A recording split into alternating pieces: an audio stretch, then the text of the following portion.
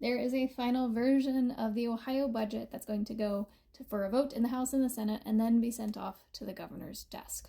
And the big thing I want to talk about is the Fair School Funding Plan. It's not in this bill.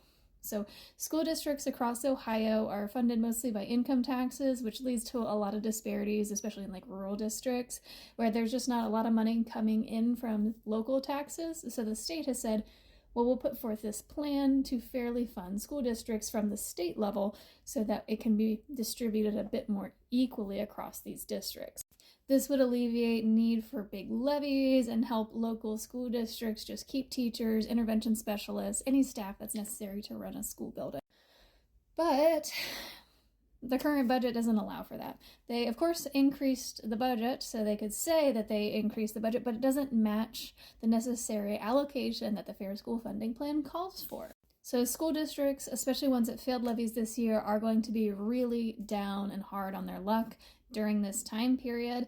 And I would like to say that we'll have to think forward to what the consequences are, but we already see those happening right now.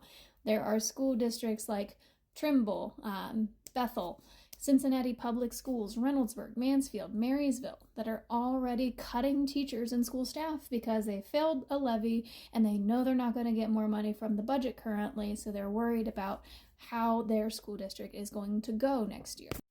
This is going to mean larger class sizes, less support services. Cincinnati Public is cutting social workers too, along with teachers. And for example, Marysville cut gym teachers. It's just going to mean that students are receiving a less rich and full education in our public schools. Which isn't it funny that in a time where vouchers are being pushed so heavily that they're trying to make public education just worse.